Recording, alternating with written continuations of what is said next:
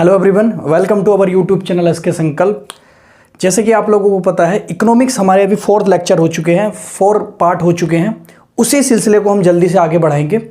I hope, मैं ऐसी आशा करके चल रहा हूँ, जो पिछले मैंने आपको लेक्चर जीडीपी, एनएनपी, एनएनडीपी या टाइप्स ऑफ इकोनॉमी जितने भी मैंने आपको लेक्चर पढ़ाए हैं उनको देख लिए होंगे। क्यों वो ज़रूरी है देखना? क्योंकि सब एक दूसरे से जुड़ा हुआ है। मैं पिछले लेक्चर का भी इस टाइम पर जिक्र करूँगा, तो आप लोगों को पता होना चाहिए पिछले लेक्चर में क्या है। और मैं आपसे ये बोलूँगा भी कि आप उनको प्लीज़ एक बार ज़रूर देख लें, क्योंकि बहुत ही सरल भाषा में मैंने प्रयोग करने की कोशिश की है, सारी चीज़ें समझाने की कोशिश की है। तो आप उनको देख लेंगे तो इकोनॉमिक्स का जो डर है, जो खौफ है, वो कहीं ना कहीं दूर हो जाएगा। ये मैं गारंटी ले रहा हूँ आपसे। तो आप जो है बिना कॉपी किताब के तो बस ना बैठा करें, क्योंकि मैं जो चीज़ अब बताने वाला हूँ वो और भी इंटरेस्टिंग है। जितनी क्लास आगे बढ़ती चली जाएंगी इतना ही लेवल अप होता चला जाएगा, लेवल जो है हाई होता चला जाएगा। लेवल हाई का मतलब ये नहीं कि बहुत खतरनाक क्लासेस होने वाली है, मतलब कि बहुत ऐसी ऐसी चीज़ें जो आपने नहीं पढ़ी होंगी। इंटरेस्ट भी आएगा, लेकिन थोड़ा इंटरेस्ट लेना पड़ेगा आपको। एकदम से हिम्मत नहीं हारनी है चीज़ों में। आज जो हम पढ़ेंगे वो इकोनॉमिक प्लानिंग पढ़ेंगे। अभी समझ में नहीं आएगा, ये ध्यान रखना, थोड़ा सा रुकना, तब समझ में आएगा। इकोनॉमिक प्लानिंग या फिर आर्थिक नियोजन, आर्थिक नियोजन या फिर योजना।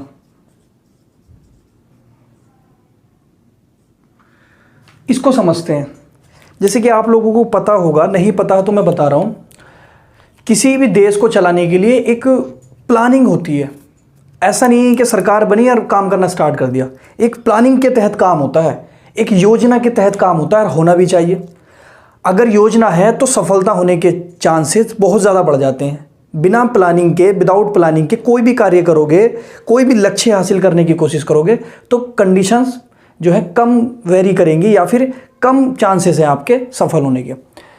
आप अपनी लाइफ में देखो, प्लानिंग बहुत ज़रूरी है। अगर आप सरकारी नौकरी की तैयारी कर रहे हैं या फिर कोई बिजनेस स्टार्ट कर रहे हैं, तो बिजनेस ऐसी छलांग नहीं लगाएंगे आप बिजनेस में। पहले एक पूरी प्लानिंग होगी, उसके तहत आप बिजनेस में कूदेंगे। प्लानिंग होगी, बिजनेस में कूदेंगे तो बिजनेस बूम करेगा। प्लानिंग नहीं है, बिना प्लानिंग के कूद के तो बिजनेस डूब जाएगा। इसी तरीके से देश है, देश को चलाना होता है तो प्लानिंग की ज़रूरत पड़ती है, योजना की ज़रूरत पड़ती है। तो उस योजना को जो है सरकार बनाती है, क्योंकि सरकार को हमने अथॉरिटी दी होती है, जनता ने अथॉरिटी दी होती है कि वो जनता के लिए क्या बनाए, योजनाएं बनाए, प्लानिंग बनाए। तो मैं आपसे बता देता हूँ, ये प्लानिंग वगैरह, योजना वगैरह एक टाइम पहले नहीं थी। पहले कभी ऐसा योजना नहीं बनाते थे। आजकल जो है बहुत ज़्यादा ज़रूरी हो चुका है। सफल होने के लिए योजना बनाते हैं। बिजनेस, सरकारी नौकरी के लिए योजना बनानी पड़ती है, बिजनेस के लिए योजना बनानी पड़ती है, घर चलाने के लिए योजना बनानी पड़ती है, कहीं जाने के लिए योजना प्लानिंग करनी पड़ती है, टूर पर जाने के लिए प्लानिंग करनी पड़ती है। हर किसी कार्य में आपको प्लानिंग करनी पड़ेगी। तो मुझे एक बात बताओ, देश चलाने के लिए प्लानिंग की ज़रूरत होनी चाहिए या नहीं होनी चाहिए? या फिर ऐसे ही कोई भी बैठ गया मूर्ख तरीके से और चलाने लग गया? ऐसा तो नहीं होना चाहिए, बिल्कुल नहीं होना चाहिए। बिल्कुल प्रॉपर एक योजना होनी चाहिए। इसी सिलसिले को मैं आगे बढ़ाऊंगा कि योजना वाली चीज़ या प्लानिंग वाली चीज़ ये आई कैसे। पहले कभी नहीं होती थी देश में कि प्लानिंग के तहत आपको देश चलाया जाए। पहले क्या होता था, प्राचीन काल में कोई योजना नहीं, सरकार, राजा सब कुछ अपने हिसाब से, उसको जैसा ठीक लग रहा वैसे कर रहा है। आजकल ऐसा नहीं है, आजकल योजना बनती है। तो योजना की जो एक विचारधारा आई है, ये इसका एक विकास क्रम देखते हैं। ये विकास कहाँ से हुआ है? जैसे कि 1916 की मैं बात कर रहा हूँ, और मैं अमेरिका की बात कर रहा हूँ। अमेरिका में 1916 में रीजनल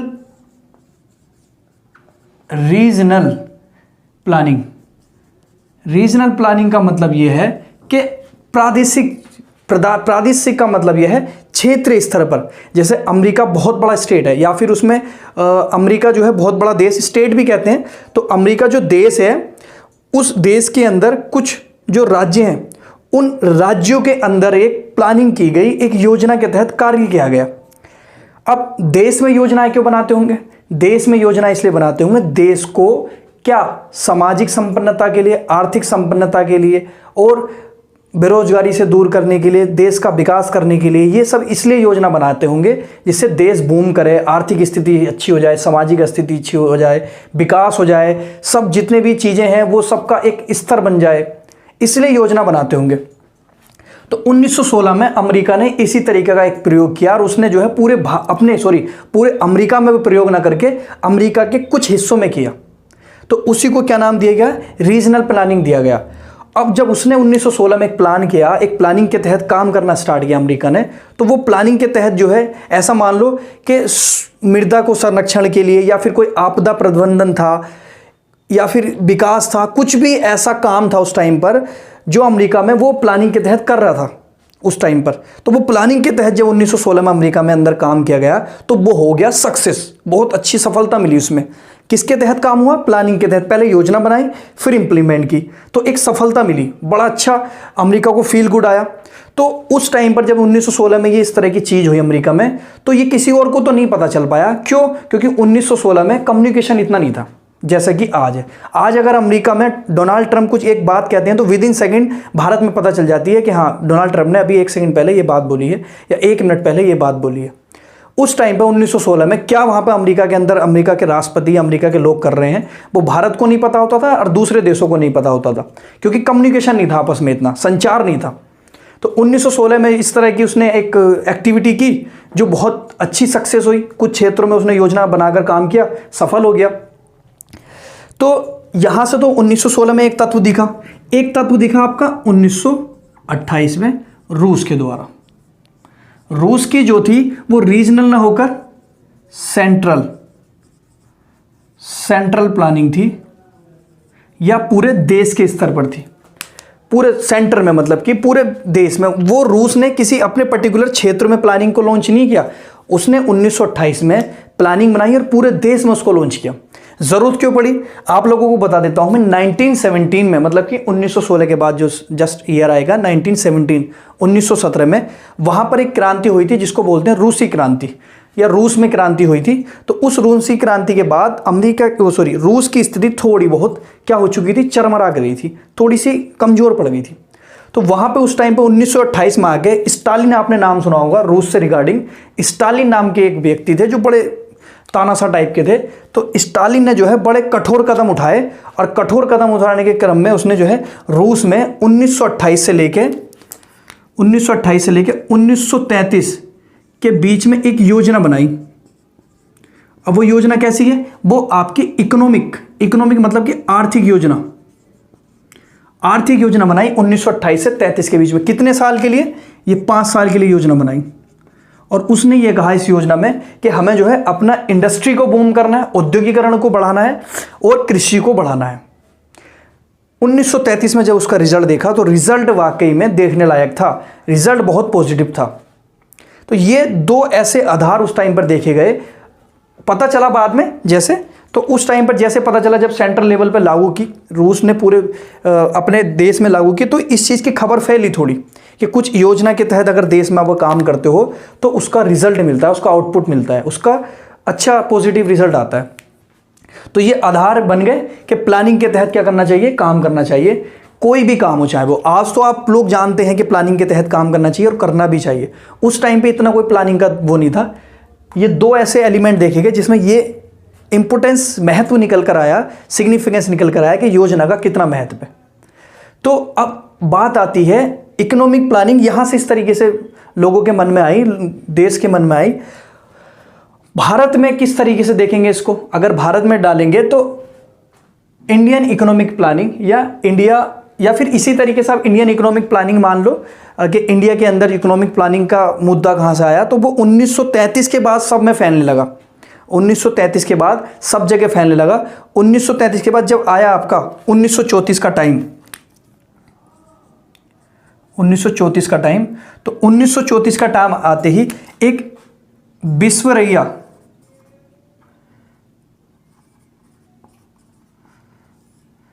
नाम के एक इंजीनियर थे, एक इंजीनियर थे, अभियंता थे। उन्होंने एक बुक प्रकाशित की। उन्होंने क्या की? एक बुक प्रकाशित की। और वो बुक किससे संबंधित थी? वो इकोनॉमिक प्लानिंग से संबंधित थी। तो उस बुक का नाम था इकोनॉमिक प्लानिंग ऑफ इंडिया। तो 1934 में अगले साल ही भारत के लिए, आपको पता है इस टाइम पर हमारा भारत जो आज़ाद हुआ था 1947 में हुआ था, लेकिन 1934 में हमारे यहाँ ब्रिटिश रूल था, ब्रिटिश शासन था। तो ये किसी भारतीय ने, जो इंजीनियर थे, अभियंता थे, एक पुस्तक लॉन्च कर the economic planning of India. जब economic planning of India launch कर दी तो उसमें उन्होंने 10 साल का प्लान लॉन्च किया कि 10 साल को भारत को कैसे चलाना चाहिए। अब ब्रिटिश सरकार थी, मुझे बताओ, भारत भले ही लॉन्च कर रहा हो कुछ भी, लेकिन भारत की उस टाइम पर इतनी सुनवाई नहीं थी। भारतीयों के अंदर एक देशवाद की भावना थी, एक राष्ट्रवाद की भावना थी, तो वो अपने देश को अच्छे से चलाना चाहते थे, अपने देश को औद्योगिकरण के क्षेत्र में, मतलब कि इंडस्ट्री के क्षेत्र में, कृषि के क्षेत्र में डेवलप करना चाहते थे। तो वो खुद से एक मेहनत कर रहे थे, खुद से प्लान बना रहे थे, क्योंकि प्लानिंग एक नेशनल लेवल, ग्लोबल लेवल पर फैल चुकी थी कि प्लानिंग के तहत जो है कोई कार्य कर रहे हो तो आप विकसित हो रहे हो या फिर सफल हो रहे हो। तो उसी को ध्यान में रखते हैं, मद्देनजर रखते हुए 1934 में विश्वेश्वरैया ने, जो इंजीनियर थे, एक इकोनॉमिक प्लानिंग ऑफ इंडिया नाम से पुस्तक लॉन्च की। 10 साल का उसमें उन्होंने इस तरीके से प्लानिंग के तहत काम करने की बात की, लेकिन ब्रिटिश सरकार के होने की वजह से उस पर कोई ज़्यादा खास ध्यान नहीं दिया गया। ठीक है, उसके बाद कोशिश नहीं रुकी, कोशिश लगातार होती चली गई। कोशिश जो है आपकी 1934 से, उसके बाद जो टाइम आया 1938, हरिपुरा जगह है, हरिपुरा में अधिवेशन हुआ। किसका? INC या फिर कांग्रेस लिख लो, इंडियन नेशनल कांग्रेस। जैसे कि आप लोगों को पता है, कांग्रेस एक 1947 मतलब कि आज़ादी से पहले कांग्रेस एक ऐसी पार्टी थी जो देश को आज़ाद या स्वतंत्र कराने के लिए बहुत बड़े पैमाने पर काम कर रही थी। तो कांग्रेस का रुतबा यहाँ पर ज़्यादा था भारत में 1947 से पहले। क्यों? वो इसलिए था क्योंकि कांग्रेस के साथ जनसाधारण बहुत बड़ी मात्रा में जुड़ा हुआ था, जनता बहुत बड़ी मात्रा में जुड़ी थी।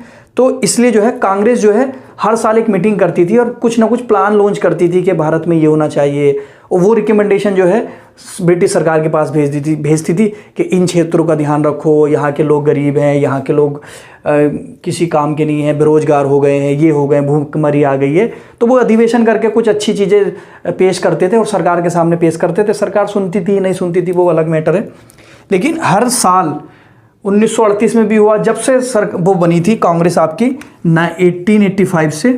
कांग्रेस का जो गठन हुआ था 1885 में, जो आप कांग्रेस जो देखते हो ना आजकल सोनिया गांधी, 1885 में उसका गठन हुआ था। हर साल मीटिंग होती थी, अधिवेशन होता था, मीटिंग अधिवेशन एक ही बात है। तो 1938 में हरिपुरा अधिवेशन हुआ, उसमें एक कमेटी बनाई गई और उस कमेटी के बनाए गए अध्यक्ष कौन? आपके JLN। और ये जो पहल की गई वो सुभाष चंद्र बोस जी ने पहल की, सुभाष चंद्र बोस। हरिपुरा अधिवेशन में उन्होंने सुभाष चंद्र बोस ने एक पहल की और एक कमेटी बनाई योजना समिति करके। ठीक है, योजना समिति करके एक कमेटी बनाई, या आर्थिक योजना समिति, इस तरीके की कमेटी बनाई, और जिसके अध्यक्ष किनको बनाया? जवाहरलाल नेहरू को बनाया। अध्यक्ष जवाहरलाल नेहरू को बनाया। इस समिति का भी यही उद्देश्य था कि भारत में ये चीज़ होनी चाहिए, ये कार्य होने चाहिए, ये प्रोग्राम होने चाहिए। तो इसको आप जल्दी बनाओ, इसी विकास क्रम को हम आगे बढ़ाएंगे, जल्दी बनाइए।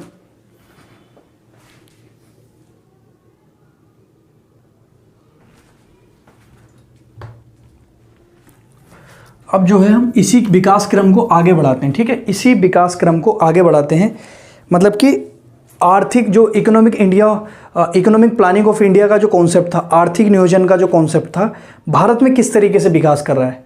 क्योंकि भारत तो उस टाइम पे आज़ाद नहीं था ना, भारत तो आज़ाद हुआ है, इस जो विचारधारा आई थी 1928 में या 1916 में अमेरिका के द्वारा, रूस के द्वारा, उसके कई साल बाद आज़ाद हुआ है। लेकिन भारत में लोगों के द्वारा, भारतीय लोगों के द्वारा उस विचारधारा को अपना के रखा, क्योंकि उनको ऐसा लग रहा था इन विचारधाराओं से, मतलब कि इन योजनाओं से, प्लानिंग से देश विकास हो सकता है। तो जो भारतीय लोग विकास, स्वतंत्रता के उसमें लगे हुए थे, तो वो स्वतंत्रता के साथ में विकास भी तो चाहते थे भारत का, कि विकास भी हो भारत का। तो इसलिए वो अपने स्तर पर लगे हुए थे। ब्रिटिश सरकार उस चीज़ को मान नहीं रही थी लगातार। जैसे कि 1934 में विश्वेश्वरैया जो थे इंजीनियर, उन्होंने पुस्तक लॉन्च की इकोनॉमिक प्लानिंग ऑफ इंडिया। 10 साल का प्लान था, उसमें नहीं चल पाया। 1938 में हरिपुरा अधिवेशन, अध्यक्ष जो है आपके जवाहरलाल नेहरू। इसमें जो है आपकी राष्ट्रीय नियोजन समिति, इसको भी लिख लो, पता नहीं आपने लिखी नहीं होगी, राष्ट्रीय नियोजन समिति गठित की। राष्ट्रीय नियोजन समिति गठित की इसमें भी जो है आर्थिक विकास की रूपरेखा तैयार की गई, लेकिन ब्रिटिशों के सामने कुछ नहीं चल रहा था। आर्थिक विकास की रूपरेखा तैयार की। आर्थिक विकास का मतलब सब विकास हो, सबका रोजगार हो, समाज अच्छा हो, इकोनॉमिक्स तरीके से वो इकोनॉमिकल जो है वो स्ट्रॉन्ग हो। अब इसी सिलसिले को हम 1938 से ऊपर की तरफ लेके जाते हैं।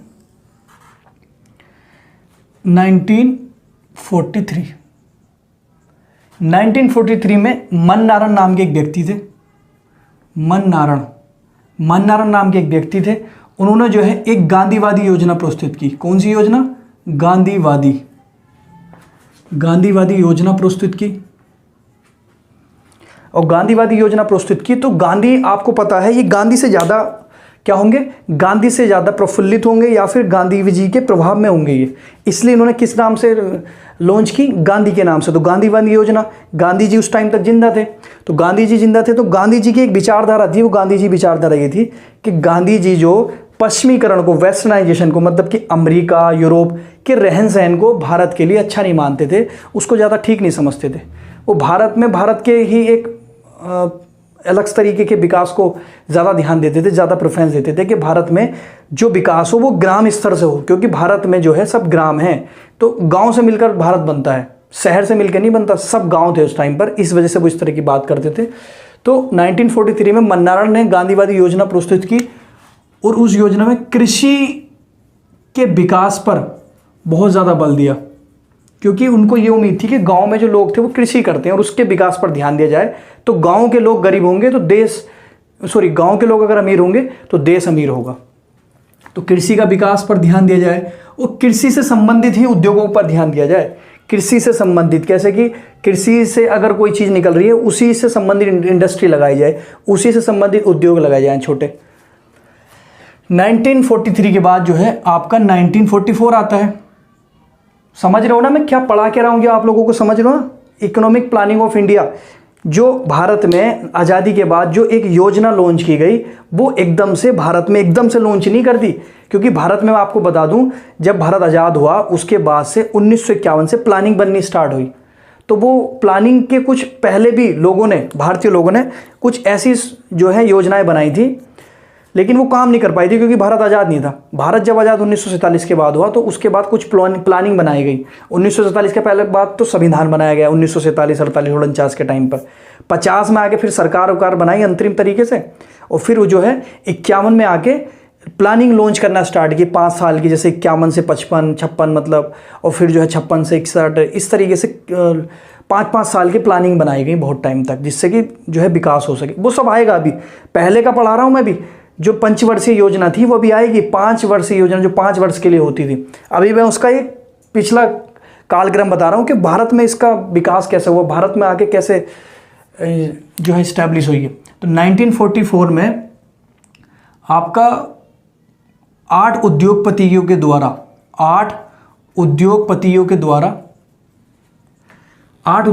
द्वारा एक प्लान लॉन्च किया गया जिसका नाम था बॉम्बे प्लान।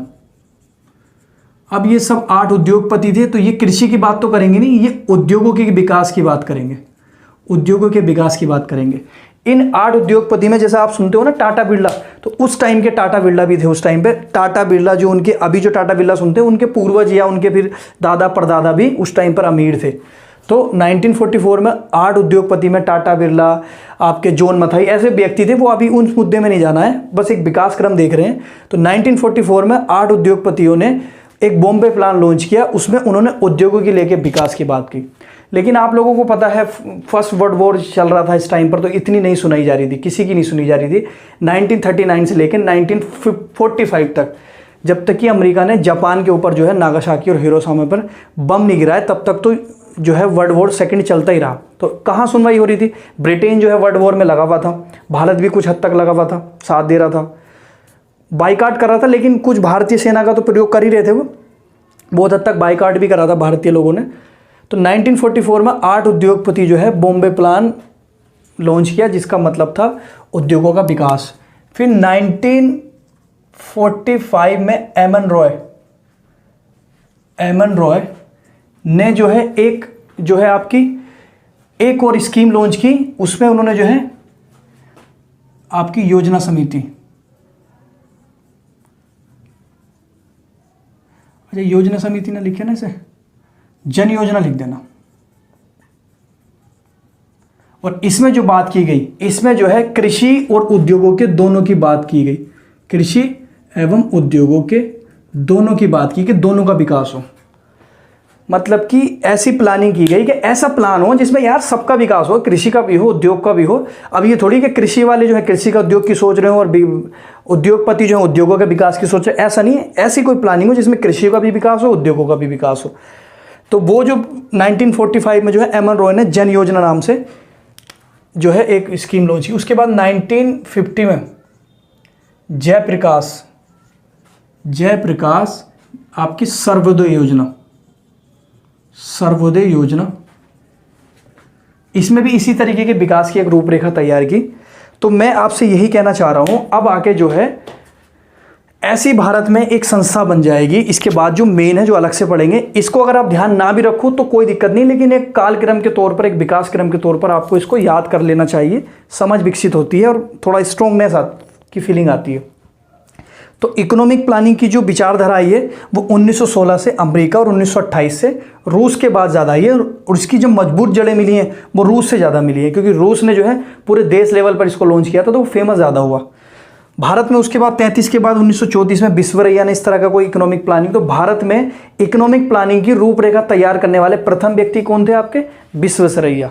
ठीक है, विश्वेश्वरैया आपके ये दक्षिण भारत में मान लो कहीं के होंगे, कर्नाटक के मान लो। चलो तो मान लो का मतलब मैसूर उसूर के आसपास के माने जाते हैं, कुछ अलग अलग भी मिलता है बुक्स में, लेकिन फिर भी दक्षिण भारत के तो थे। 1934 में विश्वेश्वरैया ने जो है इकोनॉमिक प्लानिंग ऑफ इंडिया की एक पुस्तक लॉन्च की, जिसमें ये पहली रूपरेखा तैयार की आर्थिक विकास की, कि आर्थिक विकास की रूपरेखा मतलब कि एक योजना प्रस्तुत कर दी कि इस तरीके से आर्थिक विकास हो।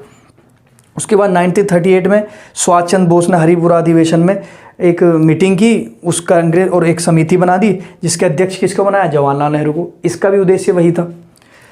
38 के बाद 1943 में मन्नारा नाम ने गांधीवादी योजना प्रस्तुत की, गांधी के विचारधारों से। तो गांधी जी चाहते थे गांव वालों का विकास हो, गांव वाले ऑटोनोमस हो जाएं, गांव वालों स्वायत्त हो जाएं, गांव वालों का ज़्यादा विकास हो। अब वो गांव कोई सा भी हो, तो कृषि का विकास हो। 1944 में 8 उद्योगपतियों के द्वारा बॉम्बे प्लान उद्योगों के विकास की बात की। 1945 में एम.एन. रॉय ने जन योजना, जिसमें कृषि उद्योग दोनों की बात की। 1950 में जयप्रकाश सर्वोदय योजना, इसमें भी विकास की बात की, आर्थिक विकास की बात की, इकोनॉमिक्स विकास की बात की। लोगों के पास बेरोजगारी से दूर हो जाए, गरीबी ना हो, कार्य हो अच्छे, एक इंफ्रास्ट्रक्चर हो देश में, मूलभूत ज़रूरतें पूरी हो, शिक्षा हो, चिकित्सा हो, ये सारी चीज़ें मतलब एक प्लानिंग के तहत अगर करोगे तो आप हो जाएगा। तो भारत में एक टाइम आया कि एक आयोग बना जिसके तहत ये काम भी होने लगा था। तो वो मैं आपको अब बताऊंगा, ये आप एक बार देख लीजिएगा इसको प्लीज़ अपने स्तर से, और बना भी लीजिएगा। इसके बाद वो बनाना है, जस्ट फिर ऐसे बनाना है। अब जो मैं आपको योजना आयोग पढ़ाऊंगा और योजना विकास आयोग पढ़ाऊंगा और नीति आयोग पढ़ाऊंगा, वो इसलिए पढ़ाऊंगा, इनका रोल बहुत ज़्यादा है। और इनका रोल बहुत ज़्यादा का मतलब ये है, ये संस्थाएं तो सब बेकार हो चुकी थी, जो भारतीय ने जो बनाई थी, भारतीयों ने इन द सेंस जो स्वतंत्र भारत के बाद जो बनी थी, जो एक सरकार ने बनाई थी, हमारी भारतीय सरकार ने। ये सरकार नहीं था कोई भी, ये तो प्राइवेट लोग थे, अपने स्तर पर बना रहे थे। सरकार ने जो बनाई आज़ाद होने के बाद, वो कौन सी संस्था थी? तो वो योजना आयोग थी, उसका विकास, ये सारी चीज़ें आप पढ़ना स्टार्ट करेंगे। इसको जल्दी बना लो।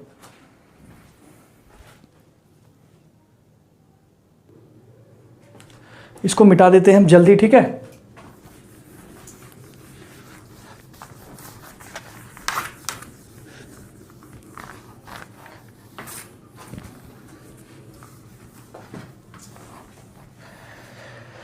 अब मैं फिर से हेडिंग डाल रहा हूं,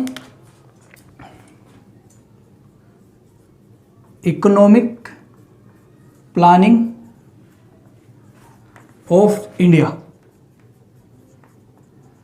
या फिर आर्थिक योजना, भारत में आर्थिक योजना, ऐसे लिख दो, भारत में आर्थिक नियोजन। नियोजन से थोड़ी घबराहट हो रही तो कोई दिक्कत नहीं है, योजना लिख दो। तो इसका मतलब क्या है? आर्थिक योजना का मतलब क्या है? एक इसका परिभाषा के रूप में देख लेते हैं, परिभाषा क्या है आर्थिक योजना के रूप में। ये तो आर्थिक लिखा हुआ आ रहा है, जैसे कि अगर मैं कोई काम बिजनेस करता हूँ और बिजनेस करने के लिए कोई योजना बनाता हूँ, तो वो भी किस तरह की योजना होगी कि मेरा बिजनेस में मुझे क्या फ़ायदा हो, इकोनॉमिकली बहुत फ़ायदा हो। तो वो कैसी योजना हो जाएगी आपकी? अगर मैं योजना बनाता हूँ बिजनेस चलाने के लिए, तो वो भी एक तरह की कैसी योजना होगी? इकोनॉमिक योजना हो जाएगी। अब मैं समाज में कोई अच्छा काम करना चाहता हूँ, तो समाज में कोई बेहतर काम करने के लिए मैं जो योजना बनाता हूँ वो कैसी योजना हो जाएगी? सोशल योजना हो जाएगी, सोशल प्लानिंग हो जाएगी। कोई भी किसी भी तरीके, अगर मैं कोई स्कूल में कोई बच्चों के लिए कोई कार्य करना चाह रहा हूँ, तो कुछ अच्छा योजना बना रहा हूँ, तो वो उसी स्कूल के लेवल पर शिक्षा योजना हो जाएगी। समझ रहे हो ना मैं कह रहा हूँ? तो आपका ये देश में जो है आर्थिक योजना बना रहे थे, तो क्यों? क्योंकि देश को हमें आर्थिक तौर पर मजबूत करना था। आर्थिक तौर का मतलब देश को हमें पैसों के बल पर मजबूत करना था। पैसा है तो फिर सब कुछ है। समझ रहे हो ना आप? तो मैं आपसे कहना चाह रहा हूँ, अगर आपसे कोई आर्थिक नियोजन की डेफिनेशन पूछे, तो आर्थिक नियोजन की डेफिनेशन में आप कहना कि आर्थिक लक्ष्यों की प्राप्ति के लिए, आर्थिक लक्ष्य वही पैसा हो, विकास हो, संसाधन हो, आधारभूत जो है सुविधाएं हो, ठीक है। तो आर्थिक लक्ष्यों की प्राप्ति के लिए जो हमारे पास संसाधन है, जो भी, जैसे देश में अगर हम बिना संसाधन के तो कुछ कर नहीं सकते, तो आर्थिक लक्ष्यों की प्राप्ति के लिए हमारे पास उपलब्ध संसाधनों का ऑप्टिमम का जो मतलब है बहुत अच्छे तरीके से मतलब, तो आर्थिक लक्ष्यों की प्राप्ति के लिए हमारे पास जो उपलब्ध संसाधन है उनका ऑप्टिमम तौर पर प्रयोग करने की प्रक्रिया ही आपकी क्या कहलाती है? आर्थिक नियोजन कहलाता है। क्या कहलाती है? इकोनॉमिक प्लानिंग कहलाती है। कि जो हमारे पास संसाधन है, हमारे देश में जो रिसोर्सेस हैं, चाहे वो कृषि को लेकर हो या फिर उद्योग को लेकर हो, उन्हीं उद्योगों को इस अच्छे तरीके से काम करवाना है। कृषि के कार्य वालों से कृषि के में इतने अच्छे तरीके से काम करवाना है, इंडस्ट्री के लेवल पे ऐसे काम करवाना है, सेवा के क्षेत्र में इस तरीके से काम करवाना है। पहले प्लानिंग बना लेंगे, फिर वो ऐसा काम करे जिससे कि हमें 5 साल बाद या उस प्लानिंग के बाद वो काम करे और हमें कुछ अच्छा रिजल्ट मिल के आए। तो वो क्या होगा? हमें आर्थिक लक्ष्य प्राप्ति हो जाएगी कि इंडस्ट्री को इस तरीके से बूस्ट करेंगे, कृषि को इस तरीके से बूस्ट करेंगे, ये वाला काम इससे करवाएंगे। तो भी प्लानिंग कर लेते हैं जो संसाधन है तुम्हारे पास, उस संसाधन के हिसाब से। समझ रहे हो ना?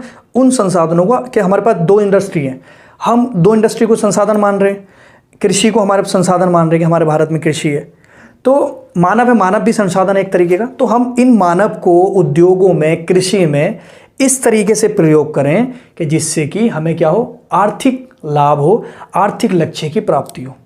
आई होप समझ में आ रहा होगा। डेफिनेशन जो है ये इसी तरीके से। तो भारत में अब कहाँ से आई? तो भारत में जो है जो काम कर रही है, क्योंकि भारत में बहुत योजनाएं बनी हैं, 1 2 3 4 5 6 7 8 9 10 11 12, हर 5 साल में योजना बनती थी। बीच में थोड़ा उतार चढ़ाव हुए हैं, फ्लक्चुएशन आया है, वो अलग डिस्कस करेंगे। लेकिन अभी विकास क्रम चल रहा है जो अपने लास्ट मोड़ पर, अंतिम मोड़ पर आ चुका है। आपका 1946 की बात है। 1946 में केसी नियोगी समिति बनाई गई थी। कौन सी समिति? केसी नियोगी समिति। केसी नियोगी एक व्यक्ति थे, उनके नाम पर एक समिति बनाई, कमेटी बनाई, तो क्या कहलाई वो? केसी नियोगी समिति 1946 में। अब आपको पता है 15 अगस्त 1947 को भारत को जो है आज़ादी मिल चुकी थी।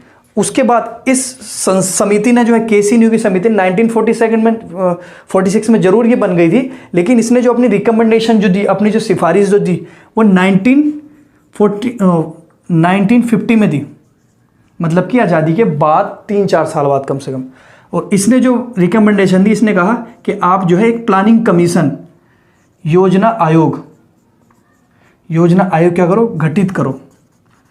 प्लानिंग कमीशन, योजना आयोग गठित की। तो 1946 में केसी नियोगी समिति की रिकमेंडेशन पर 1950 में, कब? 15 मार्च 1950 को जब इसने दी, तो एक कमीशन की इसने दी कि आप एक योजना आयोग बनाओ, उससे ये काम करवाओ। तो 15 मार्च को जब इसने अपनी वो दी, तो एक हमारे योजना आयोग गठित हुआ इसकी समिति की रिकमेंडेशन पर। योजना आयोग जो है 15 मार्च 1950 में जो है प्लानिंग कमीशन जो है गठित हो गया आयोग। और ये जो था हमारा थिंक टैंक था। थिंक टैंक का मतलब होता है जो देश के लिए सोचे या फिर देश में आर्थिक लक्ष्यों की प्राप्ति के लिए सोचे किसी के लिए भी थिंक टैंक होता है, जैसे हमारा चैनल है इसके संकल्प, इसको कैसे बूम किया जाए। तो हमारी अगर इसके लिए टीम काम कर रही है 2 लोगों की 3 लोगों की, तो वो हमारा थिंक टैंक है।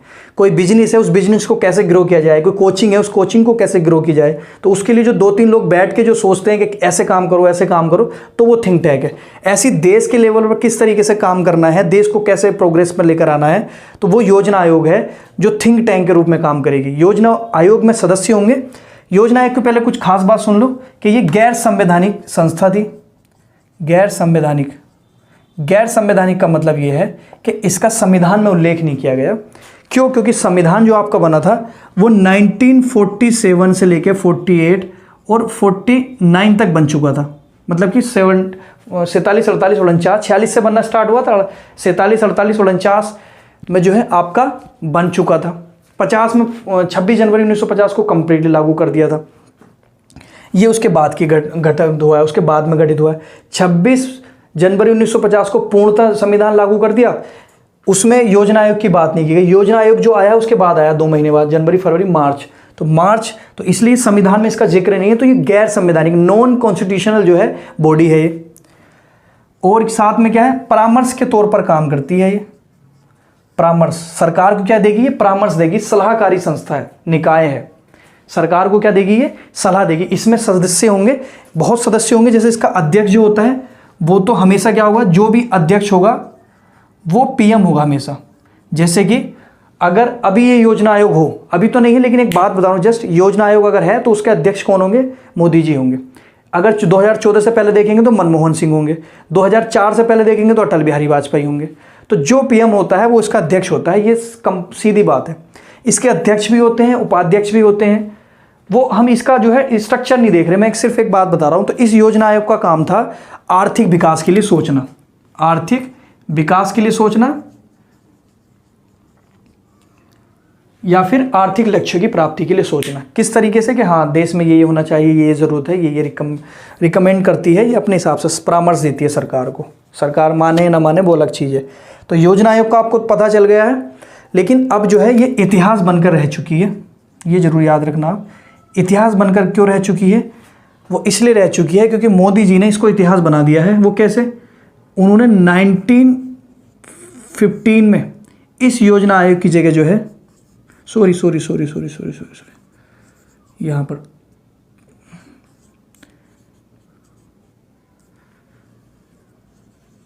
पढ़ेंगे इसको भी। इस योजना आयोग से मोदी जी ने इसको रिप्लेस कर दिया। इस योजना आयोग को बदलकर, इस योजना आयोग का नाम बदलकर अब क्या उन्होंने क्या रख दिया है? 2015, इसको पढ़ेंगे, नीति आयोग कर दिया है।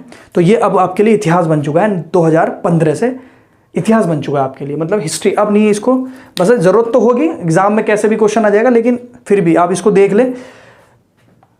2015 तक इसने ही काम किया है देश में, यही कंसल्ट करती थी, यही परामर्श देती थी। इसी के हिसाब से जो है बहुत सारी 5 वर्षीय योजना बनी है, प्लानिंग बनी है बहुत सारी। लेकिन पहले इसको पढ़ लेते हैं, फिर इसको पढ़ लेते हैं। वो भी पढ़ेंगे जो इसने 5 साल का, जो 70 साल या 60-65 साल जो काम किया है, वो भी देखा जाएगा। अभी पहले मैं इसको एक परफॉर्मा बना दूं कि अब कौन काम करता है। तो योजना आयोग को बना लो जल्दी आप।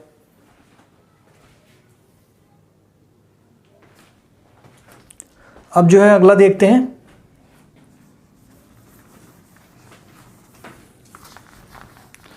इसने काम किया है ठीक ठाक, अभी इससे बात करेंगे हम। पहले यहां पर आ जाएं तो इस योजना आयोग के स्थान पर कौन सी संस्था आ चुकी है? कौन सा आयोग आ चुका है योजना आयोग की जगह? इसको रिप्लेस करके अभी आ चुका है 2015 में। तो इसका विकास देखते हैं ये कैसे स्थापित हुई। 2014 में कितना? 15 अगस्त 2014 को, क्योंकि मोदी जी उस टाइम पर प्रधानमंत्री बन चुके थे। मोदी जी ने लाल किले से, कहाँ से?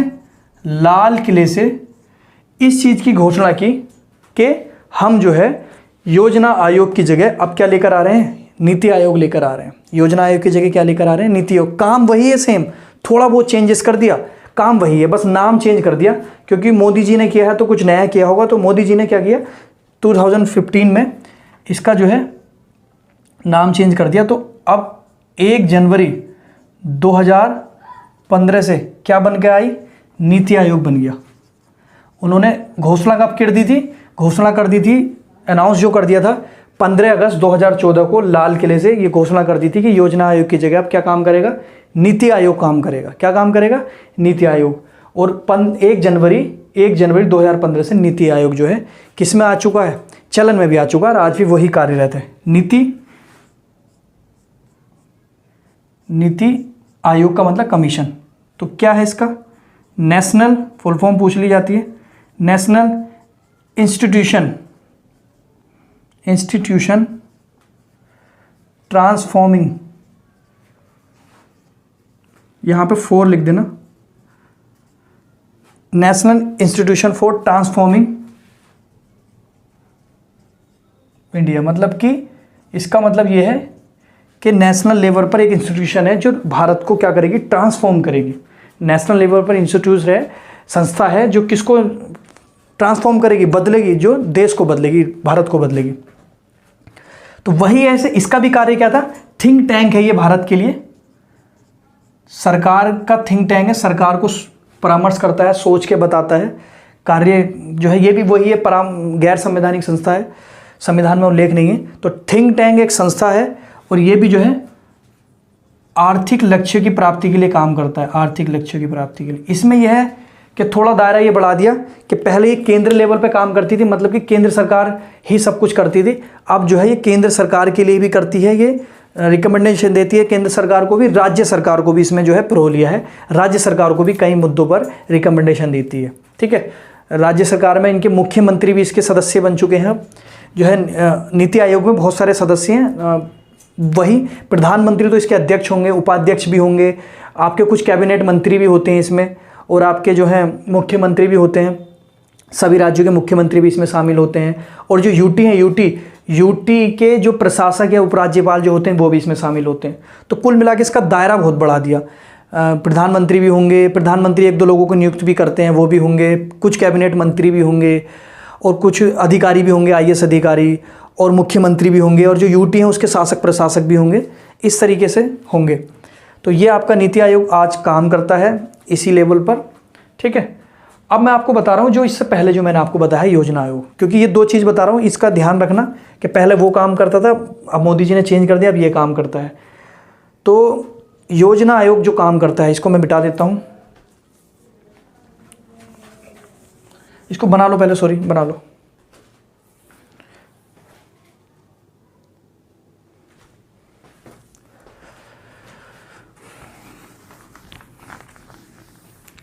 अब जल्दी जो है हम क्या करते हैं, जैसे कि मैंने आपको बताया था 1950 में, कितना, 15 मार्च 1950 में योजना आयोग बनती है। योजना आयोग, प्लानिंग कमीशन का गठन होता है। तो योजना आयोग का जब गठन होता है, प्लानिंग कमीशन का जो गठन होता है, तो इसके 2 साल बाद, लगभग 1952 में, इसके बाद ही 1952 में, कितना 1952 में, 6 अगस्त 1952 में NDC का विकास होता है। NDC का मतलब नेशनल, या निर्माण होता है या बनती है, गठित होती है, नेशनल डेवलपमेंट